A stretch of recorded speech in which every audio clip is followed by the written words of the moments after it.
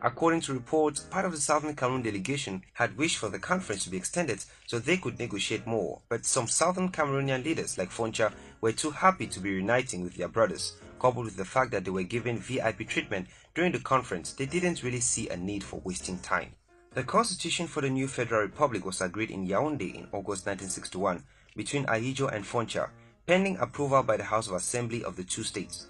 In the end, the West Cameroon House of Assembly never ratified the constitution. However, on October 1st, 1961, the Federal Republic of Cameroon nevertheless came to fruition with Ahidjo as president and John Foncha as vice president. French Cameroon became East Cameroon and Southern Cameroon became West Cameroon. But for the purpose of this video, we shall continue using their former names for better understanding. On 30th September, the British administrators left the Southern Cameroons. The next day, the Army of French Cameroon marched over the border. The mobile wing armed police of the Southern Cameroons was disarmed by them. It is described as a forceful takeover. An official from French Cameroon was appointed in the position of a Governor General over the Southern Cameroons. His official title was Inspecteur Fédéral d'Administration.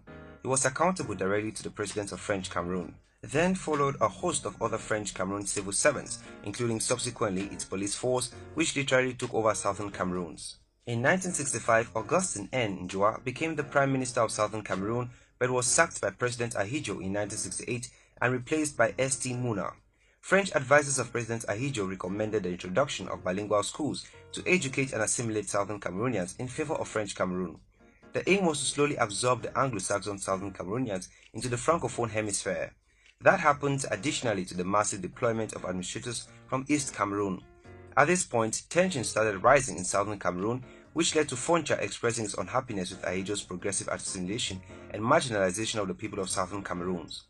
Ahidjo sacked him from the position of vice president and replaced him with St. Muna in 1970. In 1972, President Ahidjo declared to conduct a referendum about the form of the state. The Southern Cameroon's lawmakers heavily opposed and rejected that idea, stating that the articles in the Fumban document that read thus, "Any proposal for the revision of the present constitution which impairs the unity and integrity of the federation shall be inadmissible, and proposals for the revision shall be adopted by simple majority vote of the members of the Federal Assembly, provided that such majority includes a majority of the representatives of each of the federated states, not through referendum." Ahidjo ignored the concerns, so under duress and to avoid bloodshed, Southern Cameroonians submitted to Ahidjo's decision.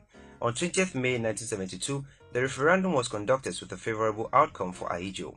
The whole process was in violation of Article 47 of the Constitution of the Federation, which prohibited any attempts to change the federal form of the state.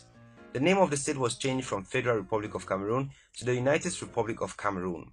Ahidjo then divided Southern Cameroon into two parts, which he called Northwest and Southwest provinces, today known as regions. At the time, Southern Cameroonians were totally against Ahidjo's rule, and animosity started to increase among Southern Cameroonians because they felt totally disrespected and marginalized. Despite the fact that Southern Cameroonians were against Ahidjo's decisions, Cameroon as a country was doing well economically, but most resources was being moved to French Cameroon.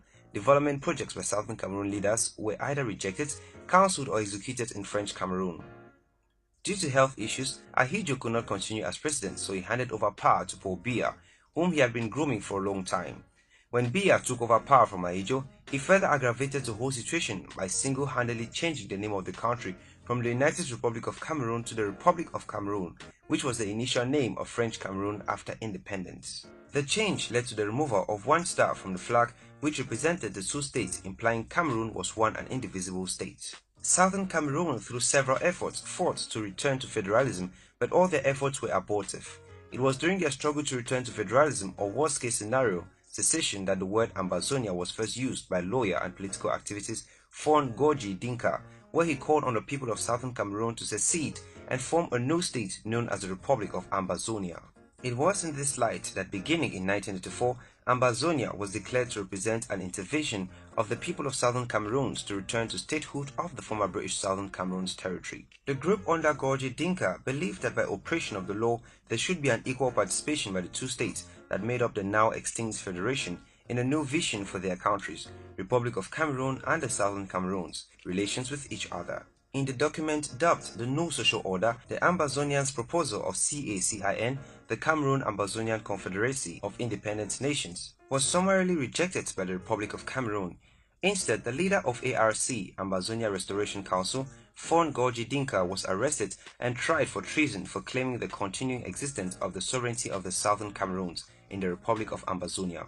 During the presidential election in 1992, Southern Cameroonians and a vast majority of French Cameroonians rallied behind John Frundi because they felt if they couldn't get secession, at least they should get someone from Southern Cameroon rule the country, because they believed if they had a Southern Cameroonian as president, they would return to federalism.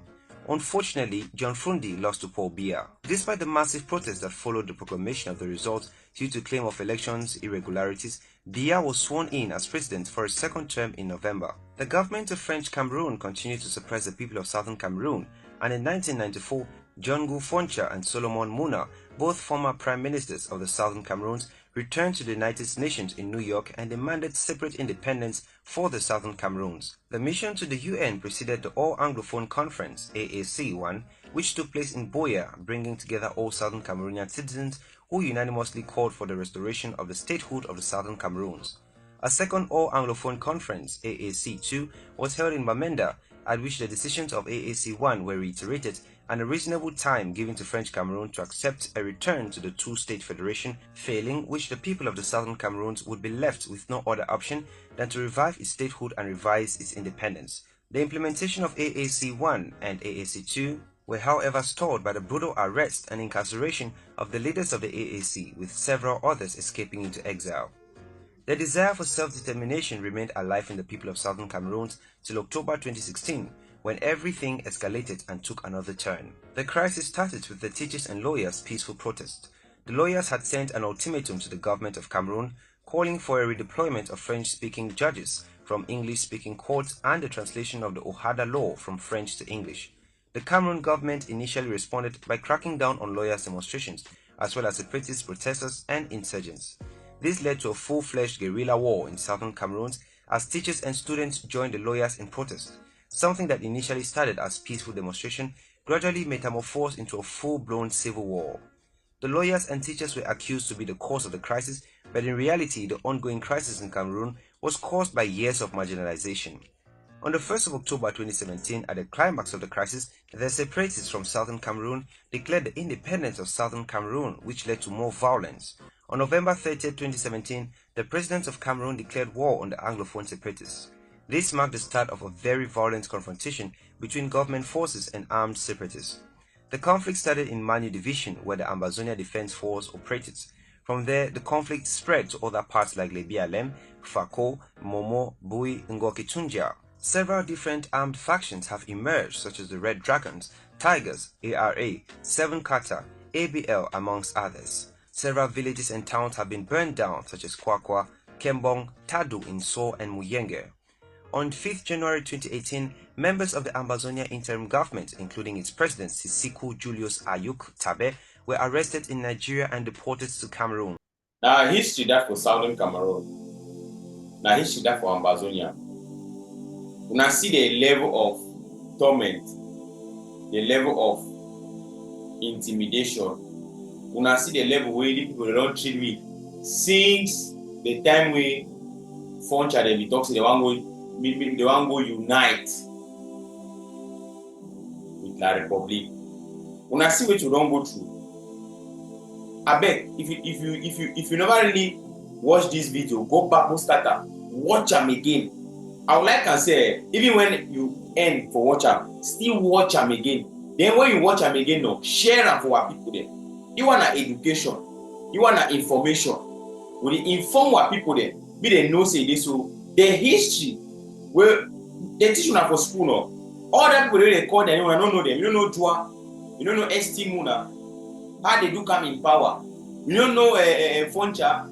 All these people they don't know the people of the southern Cameroon. If we don't be now people the way that we consider and say they be na less value. My brother, like we no respect, no law, no nothing. When I see how that way the British they come out from southern Cameroon, what happen? Ahidjo they enter now we kill it when it's Amba. They enter we kill it inside Amba, then ban Amba West Cameroon Police Force. Any man will be the whole stick for this southern Cameroon, they ban them. We will not be giving army that time. When I see the thing, then they start, they send their colonial administrator and they come for inside Southern Cameroon, they act the same as colonial master.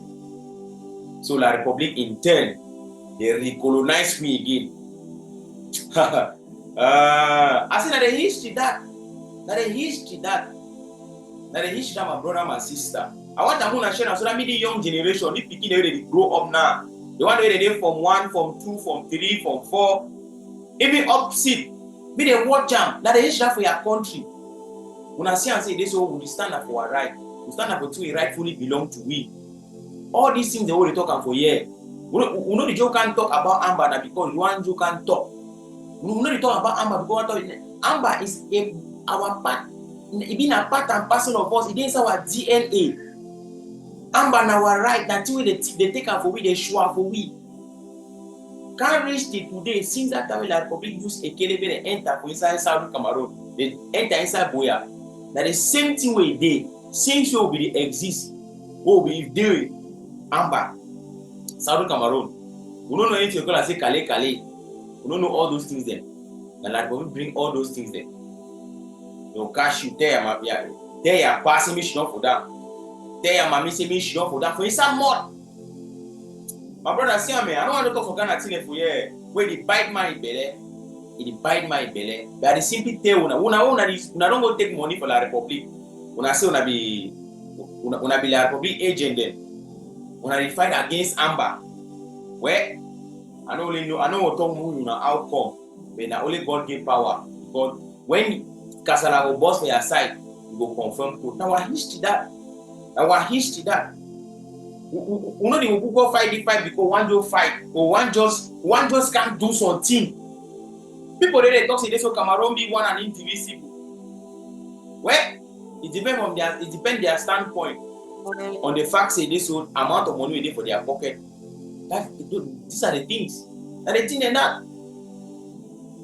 I just hope say this message you find una well and una go understand say we don't over suffer. Don't hear back for a lot of things there. We need to take our country back. Give our people the dignity and respect. But like we don't care about, they don't care about me and you. Even you, where you work for La Republic as an agent, one day they will throw you, find another person. Not divide and rule. Use and that's what La Republic did. They don't care about the people of that land. They care about the land, not the people. They don't care about me and you. Now, why they like we don't put any facility, any infrastructure where it go benefit the people then. Like we better for do it. It better for find where it go extract the natural resources then today. Go be referral hospital for Bedwa. Go be good school then. Go be good health facility then. For inside Egoloa, for inside Yaoundé, for that side then. Meanwhile, for inside Southern Cameroon, for inside Ekondo Titi, for inside Nguti, for inside Mbonge, inside Balangi, inside Emunyenge, inside all the area the way better natural resources they accommodate. People they don't get nothing. They don't get nothing. After the got they want B road, they want construct road, they want make road their motor or they pass easily for day. My brother and sister, well, I'll leave her for here for now. Don't forget to share the video. Thank you for watching.